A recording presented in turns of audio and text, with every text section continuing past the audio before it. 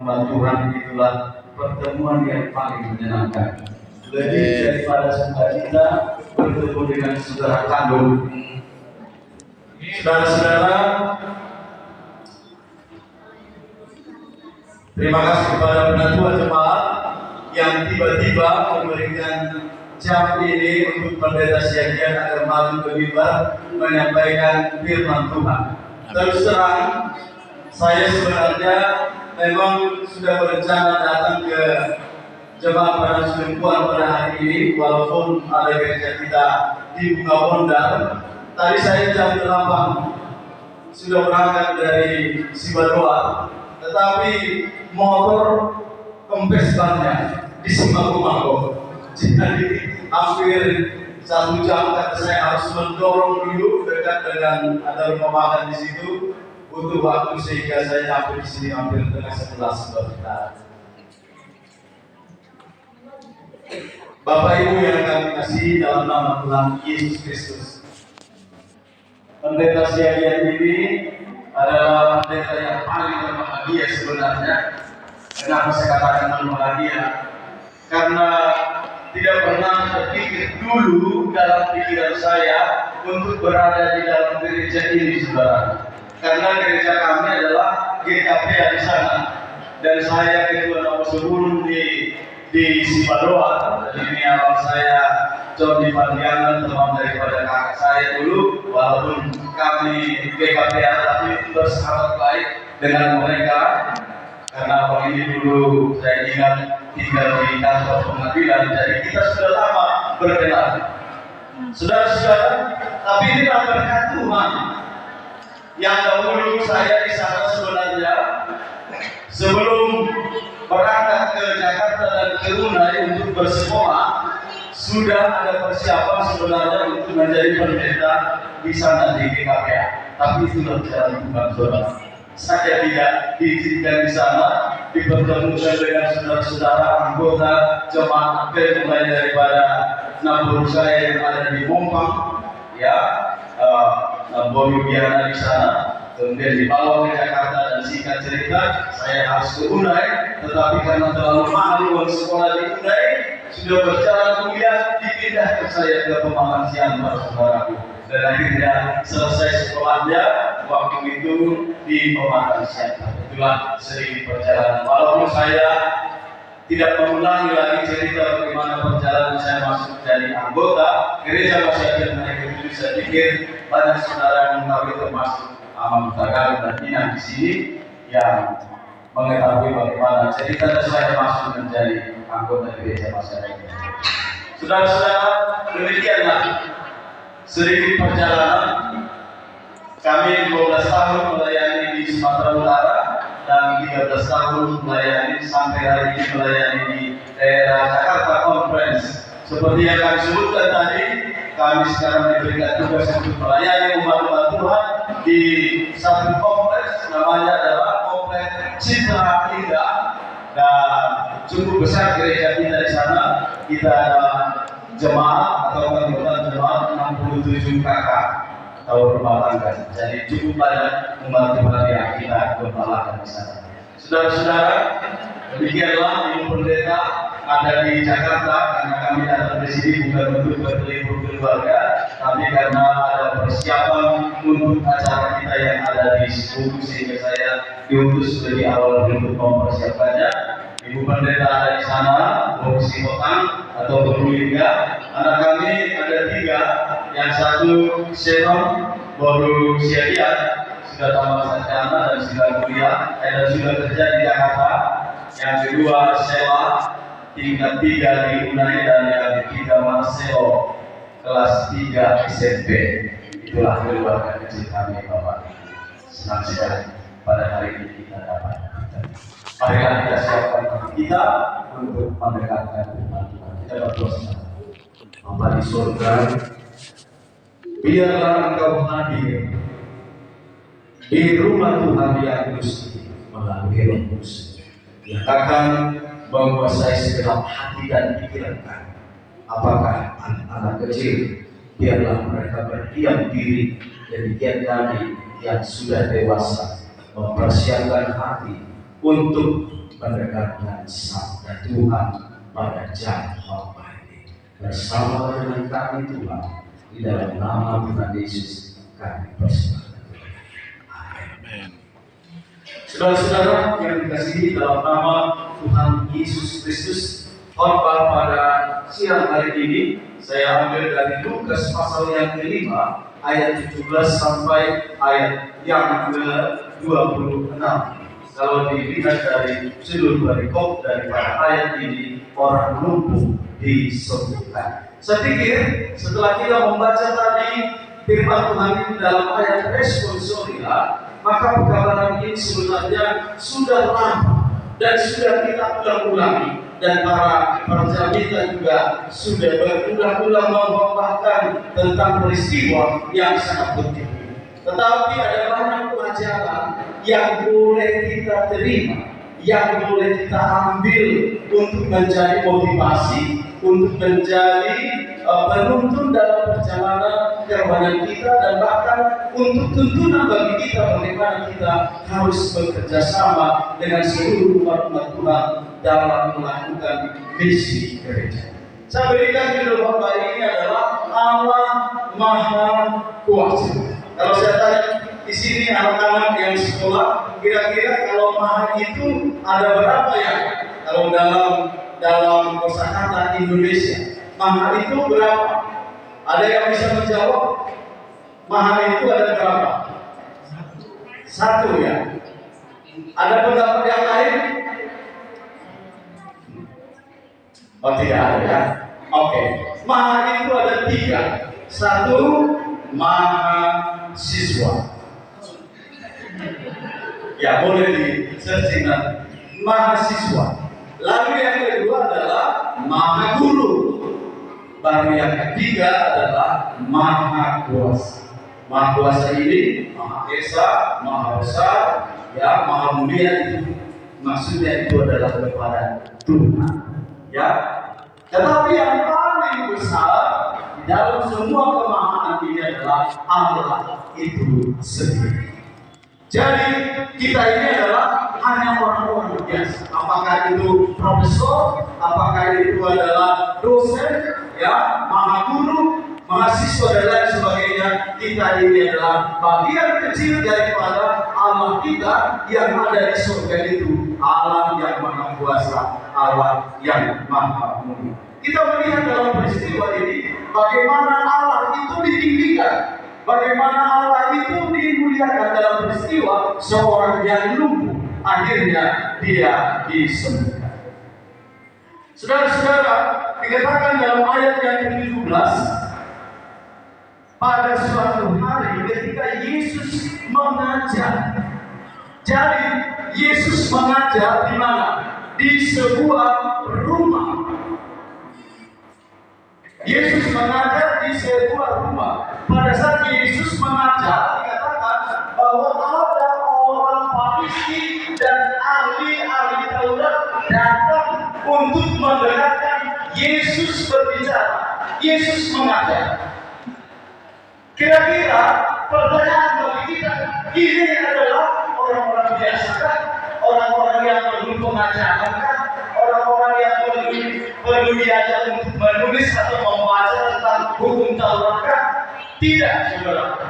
Jadi orang-orang yang ada di hadapan Yesus di rumah itu adalah orang Farisi dan ahli Taurat, artinya adalah orang yang sudah memahami tentang firman Tuhan.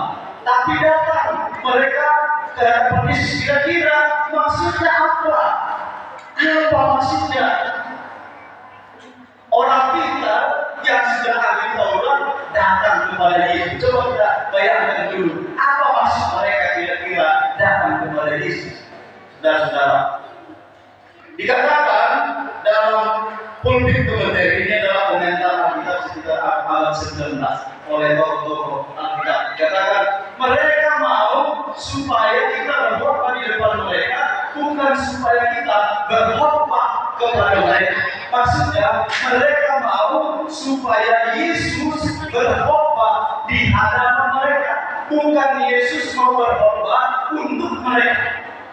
Kamu saja bikin, tidakkah kalau ada orang Datang ke gereja bukan mau mendengarkan khotbah, tapi mau melihat bagaimana dia berkhotbah. Tadi imam apa yang mau dia bilang. Apalagi pendeta dia tadi tiba-tiba disuruh berkhotbah usah-usah malukan usah-usah bukan yang bisa mencari ayat inti dan lain sebagainya. Tunggu dulu, dia banyak ayat inti lama yang dipotong musik kan, tunggu sebentar dulu. Tiba-tiba berkhotbah. Kekurangan daripada ahli Taurat ini adalah bukan mereka mau mendengarkan khotbah, tapi mau melihat seperti apa khotbah itu. Nanti mereka akan melihat di mana celahnya. Kalau dia berkata-kata tidak benar, maka kita akan jerat dia dengan perkataannya itu. Itu makanya kemana-mana Yesus melayani, ya orang Farisi sudah ada di situ. Mereka mau melihat kira-kira di mana nanti kesalahan daripada Yesus ini. Tiba-tiba datang pemuka agama bertanya kepada Yesus, saudara, kira-kira bagaimana tentang perceraian? Nah, mereka mau menjawab Yesus. Apa jawab Yesus nanti soal perceraian? Apakah Yesus akan diizinkan? Molo nama berdaya bangun siram betul. Apakah begitu kata-kata itu? Mereka mau membenarkan itu. Sebenarnya peraturan tentang itu mereka sudah tahu, sudah jelas itu, karena mereka yang memberikan peraturan dan hukum itu dan yang memeriksa orang-orang yang sedang bermasalah ini, mereka tahu semua. Jadi benar katakan komentar ini bahwa mereka mau supaya dia berkhotbah, bukan khotbah itu untuk mereka. Saudara-saudara, menurut kita di gereja jangan salah. Kalau kita datang ke rumah Tuhan untuk mendengarkan khotbah, khotbah itu untuk kita. Mudah-mudahan kerja kita itu perjanjian. Jangan hukumi perjanjian, jangan. Puji Tuhan, ada yang berdiri di sini memberikan khotbah untuk kita yang mau melayani. Tidak boleh kita menghakimi hari Jumat. Nama kata musik saya sebut itu saudara, tidak bisa. Kita mau mendengarkan firman Tuhan. Lalu orang lumpuh dibawa pada Yesus. Jadi saya mau mengambil poin-poin penting untuk menjadi pelajaran bagi kita. Ditinggal dari sudut si lumpuh, penderitaannya membawa dia kepada Yesus. Jadi dia sakit, tapi karena sakit inilah yang membawa dia kepada Yesus. Jadi memang penderitaan memang sering membawa seseorang kepada Yesus, tapi juga sering menyebabkan orang justru lari ke dalam dosa atau menjauhi Tuhan. Kalau saudara menderita, yang menjadi sikap saudara seperti apa? Justru kita salah. Aminan. Sering kita salah. Salah kenapa? Jadi kita pikir kita akan tenang semua, kaya kita, terhormat dan lain sebagainya. Salah. Tidak ada seperti itu. Tidak ada. Justru pengikut Tuhan akan banyak menghadapi penderitaan, mengalami kesusahan di dalam kehidupan kita. Itulah perjalanan kehidupan kita. Jangan katakan kita harus senang terus-menerus. Tidak. Tapi biasanya kalau datang kesusahan hidup itu ada dua kondangan. Kita semakin dekat kepada Tuhan atau kita semakin menjauh dari Tuhan. Mohon maaf, saya menghadapi seorang pendatua jemaat sampai menangis saya. Ini bukan di gereja saya sekarang ini ya, gereja sebelumnya. Pendatua, anggota majelis, saudara. Seorang yang kokoh di dalam gereja, tapi dia akhirnya mengalami penderitaan yang hebat. Malu saya katakan dia ada penyakit yang tidak biasa dengan orang lain. Tidak sembuh-sembuh, saudara. Tidak sembuh-sembuh. Akhirnya perlahan-lahan imannya tergusur dan pendatua ini yang sering berdiri di gereja ini, pendatua yang saya gembalakan, akhirnya meninggalkan gereja sampai mati. Dia tidak mau menerima pelayanan gereja, saudara. Miris seperti itu. Sudah lama kita di dalam kebenaran ini,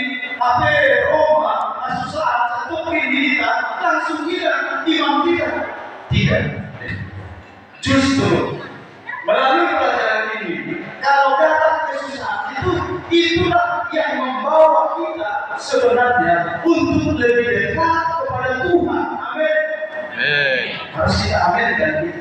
Karena apa? Alasannya apa?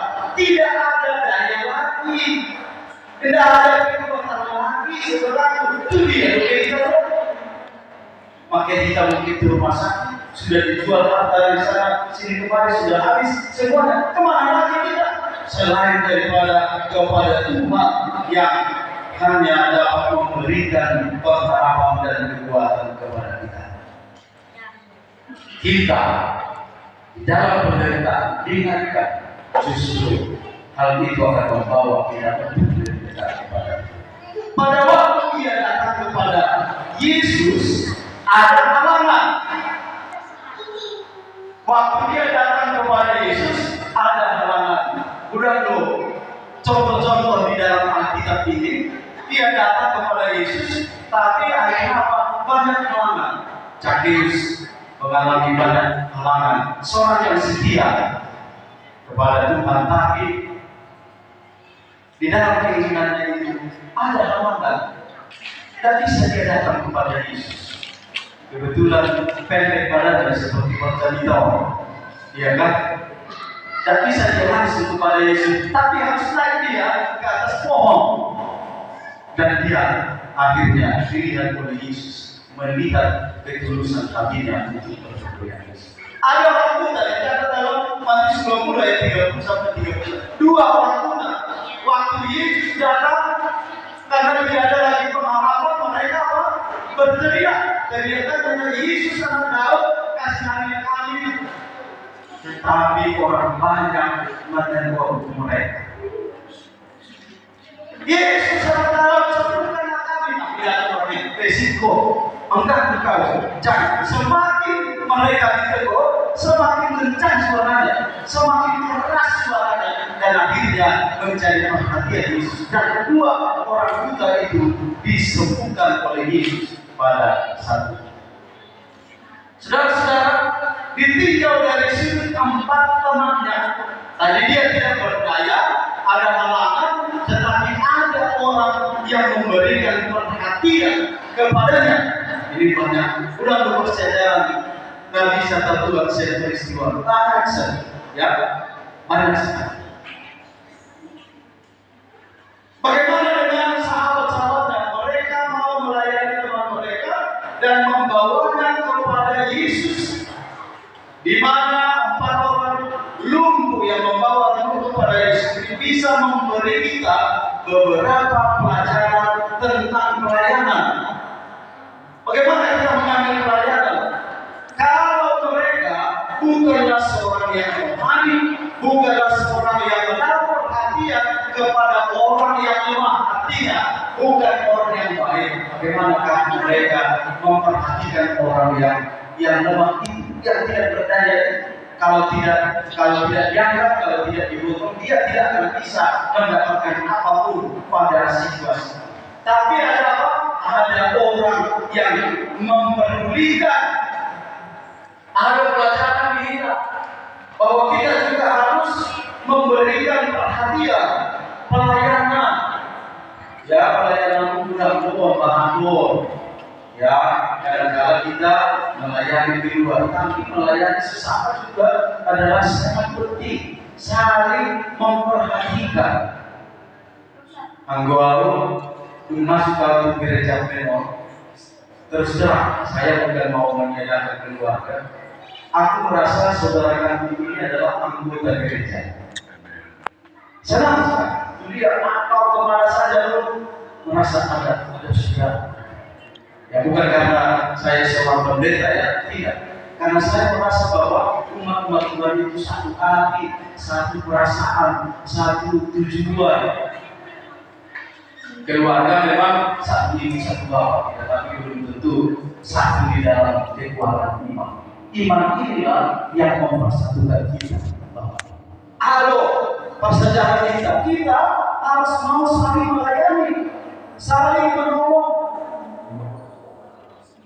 Untuk apalah kami jauh-jauh dari Jakarta untuk mempersiapkan pelayanan di Situ, saudara, bukan hanya pikiran dan hati pun. pikiran, tenaga, materi. Kenapa? Karena kita merasa bahwa ini adalah pelayanan untuk pekerjaan Tuhan. Jadi apa yang ada pada kita, maka kita harus berikan itu untuk bentuk pelayanan. Dalam konteks ini ada orang-orang rohani yang memperhatikan saudaranya. Jadi demikianlah sidang itu, demikianlah gereja itu. Kita harus bersatu semuanya untuk saling mengasihi, saling melayani untuk kemuliaan bagi nama Tuhan. Jadi saudara-saudara, dalam peristiwa ini juga ada ketekunan. Mula-mula ada halangan, tetapi akhirnya mencapai suatu keberhasilan. Jadi dalam semua bentuk pekerjaan tidak mudah, saudara. Halangan selalu ada. Saya bawa sedikit korban ini kepada bangunan kita yang ada di Situ, saudara. Sebelum saya masuk Advent mengunjungi berita di Tanah Situbondo, itu milik Advent itu katanya. Belum Advent saya, karena saya Advent 27 tahun yang lalu, tahun 96 saya masuk Advent. Sudah saya dengar itu tahunnya Advent, tapi tidak berhasil, saudara. Bertahun-tahun sampai tahun 2019 dan akhirnya 2020 ada pertemuan di Taksel Ministry, pertemuan di anggota gereja masyarakat yang itu juga nasabah tujuan bersatu menaruh perhatian untuk Tanah Situbondo. Apa yang harus kita buat supaya maju pekerjaan Tuhan yang kolak di Sibiro? Apa yang harus dibuat? Dibentuklah Taksel Ministry, saudara.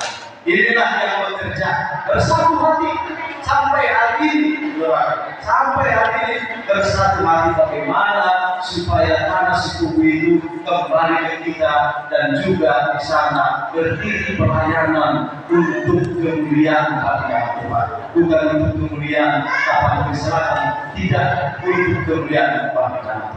Dan puji Tuhan atas kerjasama daripada semua umat Tuhan, termasuk kita namun di Seribuan sudah terwujud di sana pelayanan kita. Ini yang harus kita syukuri sekarang. Atap rumah pada saat itu bisa juga dibuka tanpa terlalu banyak kesukaran. Jangan kita bayangkan mereka punya rumah dari beton seperti zaman sekarang. Inilah pada saat mereka mau membuat orang yang sakit di atas rumah, lalu atap rumah itu dibuka karena mereka bisa membuka atau itu karena bukan dicor, ya. Jadi bisa dibuka dan mereka turunkan orang yang sakit itu di hadapan Yesus. Jadi penerapan ketekunan, sikap tidak putus asa, sikap tidak mau menyerah, tunduk pada Allah dalam hal-hal yang harus kita tiru di dalam perjalanan kita.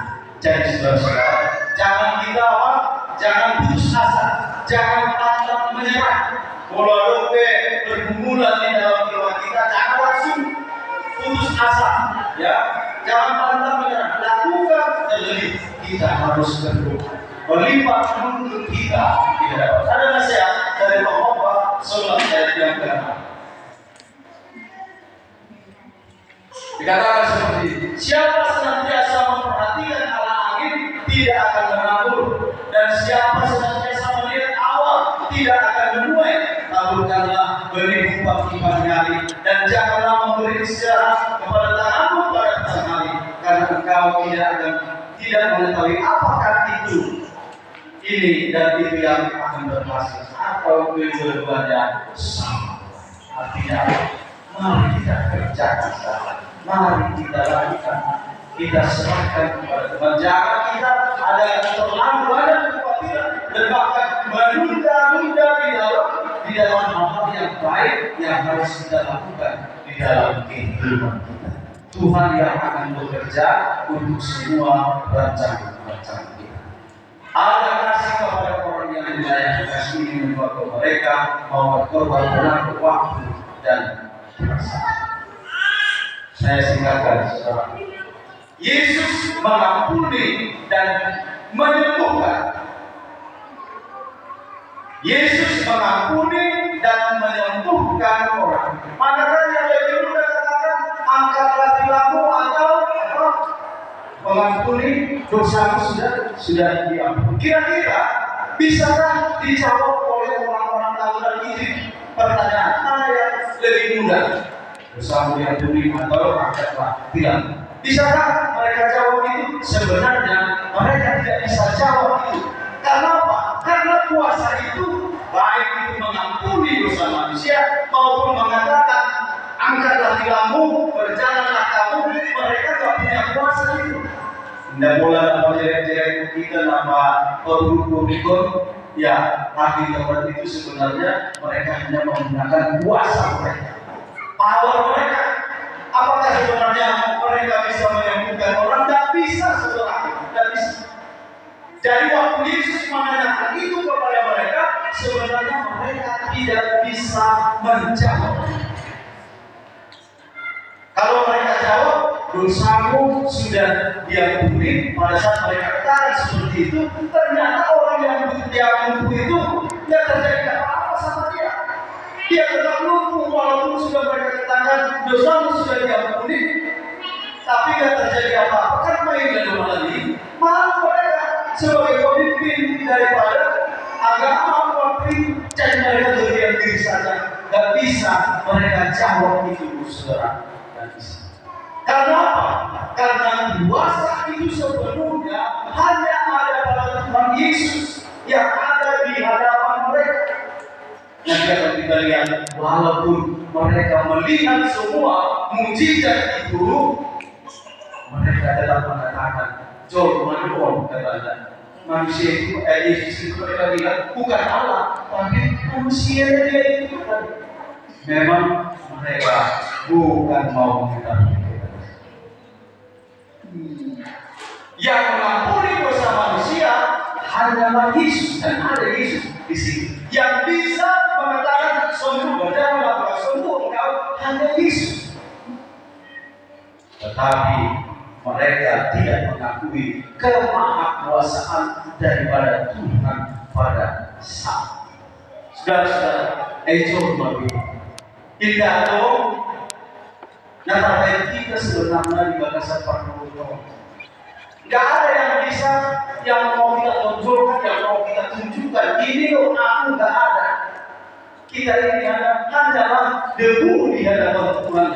Yang kecilnya kita di hadapan Tuhan, tapi udah muncul mau merasa aku hebat. Aku yang banyak berkorban, aku yang paling hebat di situ. Jujur kita sendiri, saudaraku. Jangan. Tidak ada yang mereka bisa dan mereka tidak bisa menjawab. Karena mereka keberatan. Dosa sudah diampuni kok, langsung naik timbulnya. Kenapa? Karena mereka tahu doktrinnya yang mengampuni dosa itu adalah Allah, hanya Tuhan saja. Itu doktrin yang sudah mereka pahami. Tapi pada saat Yesus mengatakan dosamu diampuni, marah mereka. Tapi mereka tidak mau menunjukkan karena malu kepada orang yang banyak.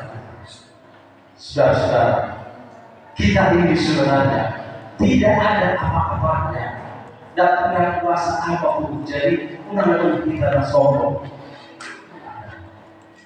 Berhubungan dengan cerita ini, mudah-mudahan lagi. Pernah saya di Medan, waktu kami melayani di Jemaat William Iskandar, namanya Willis itu, Willis ya, ingat kali bertaksi ya, di jalan mau ke kampus. Ketua kita waktu itu Amang Mananu, almarhum, kami ada di samping gereja. Tiba-tiba sekitar jam 11 siang, Romo Amang Mananu ke Bagasla, Amang Pendeta, datang dulu ke rumah Ibu Arifur. Tunggu siapa? Bukan anggota kita yang nyamang, tapi disuruh dia. Katanya, "Boh, maksudnya apa? Amang sudah ditunggu di sana, sudah aku bilang harus pendeta adanya yang mendoakan dia." Dijual nama aku di situ, saudara. Harus pendeta siapa yang mendoakan dia. Saya sudah mulai ketakutan, saudara. Karena saya tahu kemampuan saya, tidak tahu saya berdoa seperti karismatik yang hebat, mengangkat tangan dan sebagainya. Berdoa biasa saja, saudara. Tapi yang ini sudah muncul nama saya. Manusia dia yang akan mendoakan. Lalu saya mulai takut dan jatuh saya, karena dia bilang tidak banyak orang di situ, pendeta-pendeta dan mahasiswa dari Nomensen. Karena anaknya dia di Nomensen menunggu. Tapi bilang ada pendeta kami, pendeta siang dia namakan mendoakan kita. Datang dia ke rumah. Lalu saya mulai takut dan saudara. Akhirnya yang tahu kan di gereja dan di pastori gereja dibuka terus berdoa. Mari kita bertemu diri berdoa. Saya tidak punya apa-apa, tidak tahu saya mendoakan orang yang kerasukan nama saya bilang. Tapi percaya Bapak, kamu belum menyembuhkan inang hari Tuhan itu kata. Saya kami bertemu di Lima. Lalu pergilah kami ke tempatnya di jalan perjuangan. Inang hari Tuhan ini, saya melihat sudah banyak orang di sekitar rumah itu pendeta-pendeta Tuhan. Sudah banyak di sini saudara dalam ayat Tuhan. Untuk pengen Tuhan, karena saya tidak punya kuasa untuk menyembuhkan orang. Berdoa di dalam. Lalu masuklah ke rumah itu saudara, jendela sudah dibuka semua. Jadi pertanyaan tidak tiba orang ini semua melihat cara kita berdoa juga. Mulai mendekati semuanya, kalau dipercaya dia datang semua ke rumah. Saya lihat yang ini, baru kali itu saya lihat orang yang keras. Rupanya gigi ini panjang ya, sama dokter ya. Kalau kita berdoa panjang bukan. Jadi gigi udah panjang begini ya. Wah, saya sudah kesehatan keseluruhan. Lalu saya datang. Dua seperti biasa pegang tangan. Oh, mulai bisa tangan kok. Udah dipegang hasil jangan sakit juga saudara. Tapi saya berdoa berteduh. Pada saat saya berdoa seperti biasa, bukan seperti orang lain berdoa seperti biasa. Perlahan-lahan tangannya ini lemas, tangannya ini lemas. Sekitar kurang lebih 10 menit dari saya berdoa di situ, memang saya lama berdoa. Akhirnya dia dapat di gereja, saya tidak tahu. Inang itu sadar seketika saudara. Wah, luar biasa. Orang di luar itu sudah terutama saya katakan gitu kan, terutama tapi saya merasa Tuhan ini bukan kami biasa. Tuhan yang bekerja di sini, Tuhan yang bekerja. Dan Inang Aritonang itu akhirnya menjadi anggota gereja kita karena dia dibaptis kira-kira 3 bulan setelah peristiwa ini. Inang Aritonang sudah mudah-mudahan keberhasilan untuk kita. Hal yang kita cari untuk kita, undang kita merasa bahwa ini karena kehebat saya, kemampuan saya, ya karena saya sekolah dan lain sebagainya, anak untuk hasil dan sebagainya. Tidak ada yang perlu kita andalkan di dalam kehidupan kita, hanya debu di dalam kita. Semua adalah atas kuasa dan jadi orang yang begitu bisa dia bangkit dari penyakitnya itu, dia bisa sembuh, disembuhkan dosanya, disembuhkan fisiknya, bukan karena orang lain tapi karena Tuhan Yesus itu sendiri. Tidak berdaya dia karena nongge apa yang dia harapkan, tapi pada saat Yesus hadir di situ, maka terjadilah segala peristiwa atau mujizat. Saudara, kita sadar Yesus mengetahui pikiran mereka. Yesus mengetahui semua pikiran daripada orang-orang Farisi dan ahli-ahli. Memang ini bukan orang-orang yang mau melihat mujizat, bukan orang-orang yang mau melihat kuasa daripada Tuhan Yesus, tapi mereka sebenarnya mau menjatuhkan Yesus. Ya, mau mereka dalam ini Yesus, mereka temukan kesalahannya, dan kesalahan itulah mereka akan menganiaya atau tidak menghormati Yesus. Saudara-saudara, Yesus mengetahui pikiran kita. Anggo jorma, tidak tahu pikiran di jorma. Ya, walaupun kita sesama gereja, anggota gereja di sini, bahkan kita sesama keluarga, tidak tahu sepenuhnya terjadi apa orang di jorma. Terbatas kita. Tapi kalau Yesus mengetahui apa apa yang kita pikirkan, karena Dia itu adalah Allah yang Maha Kuasa. Itu demikian, tidak ada orang, tidak ada yang tersembunyi di hadapan Tuhan. Ya, semua diketahui oleh Tuhan bagaimana bekerja kita, dan akhirnya orang lumpuh itu disembuhkan. Pertanyaan bagi kita, siapa, seperti apakah Yesus itu di hadapan saudara? Soal dia, seperti apa Yesus itu di hadapan kita? Apakah Dia Allah yang mengizinkan kita untuk menderita, menghadapi berbagai macam pergumulan di dalam kehidupan ini sehingga kita tetap kuat? Atau kita ini adalah seperti orang Farisi yang tidak pernah menghormati Tuhan, walaupun Tuhan Yesus sebenarnya sudah ada di hadapan mereka? Maka di ayat yang terakhir itu dikatakan, mereka, kita baca di ayat yang terakhir itu, semua orang itu takjub lalu memuliakan Allah, dan mereka sangat takut. Katanya, hari ini kami telah menyaksikan hal-hal yang sangat mengherankan. Saudara-saudara, banyak orang yang akhirnya takjub dan memuliakan Allah di dalam peristiwa itu. Kesimpulan, mukjizat tidak mempertolongan orang, tetapi hati yang diserahkan kepada Yesus untuk menjelaskannya membuat kita tertolong. Yesus adalah Allah yang bukan hanya bisa melakukan mukjizat, tetapi berhak untuk mengampuni dosa. Karena itu, datanglah kepadanya dan mendapatkan pengampunan. Berusahalah untuk lebih mengenal Dia, mentaati Dia, melayani Dia, dan memuliakan Dia. Saudara-saudaraku, inilah khotbah yang sederhana yang bisa saya sampaikan untuk kita bawa pulang pada hari Sabat yang ini. Tuhanlah yang kita muliakan di dalam kehidupan kita. Atas apapun yang kita hadapi dalam perjalanan kehidupan kita, marilah kita serahkan diri kita kepada-Nya. Tuhan menyertai dan memberkati semua-semuanya. Amin. Amin.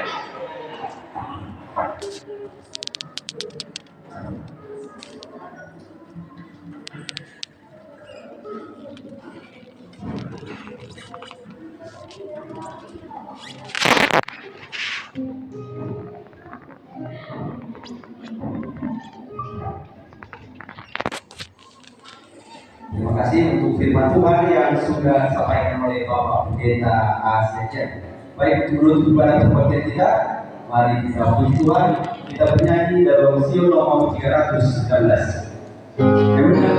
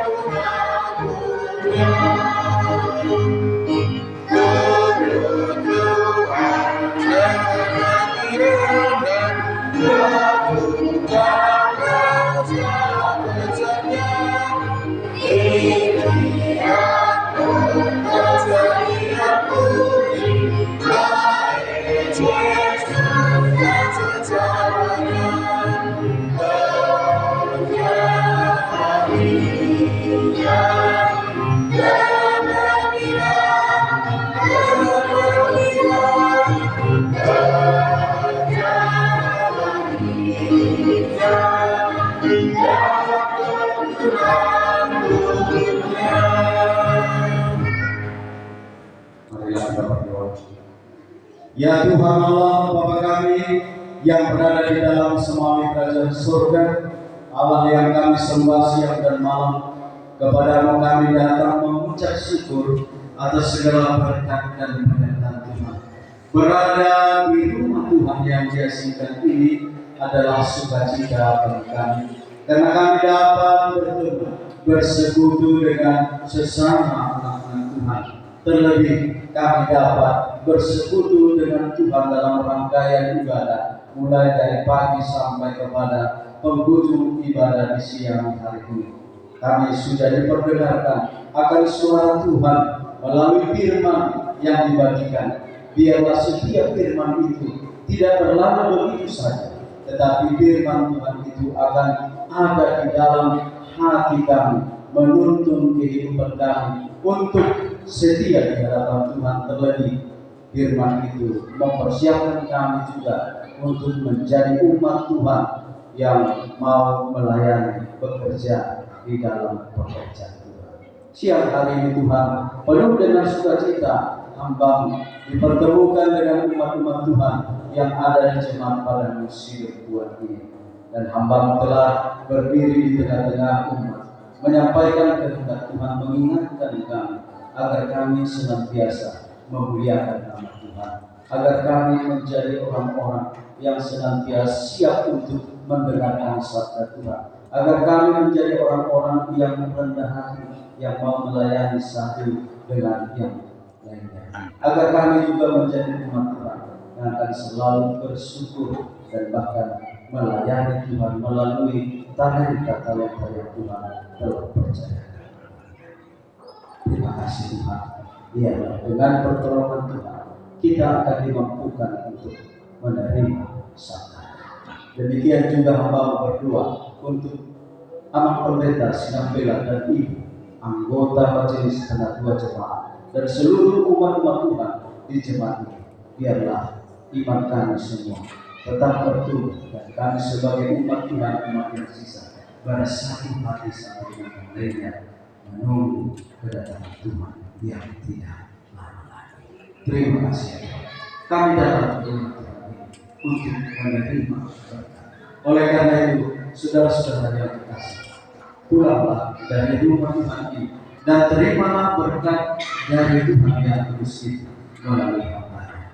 Tuhan memberkati dan melindungi saudara. Tuhan juga akan menghadapkan wajahnya yang kudus dan memberikan kasih karunia-Nya.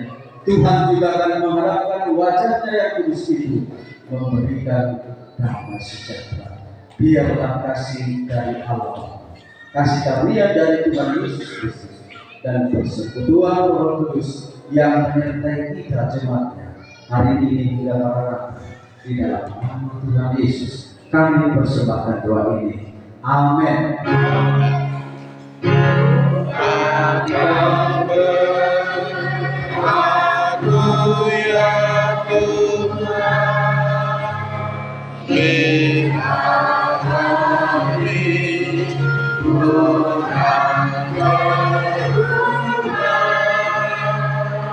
Bring glory,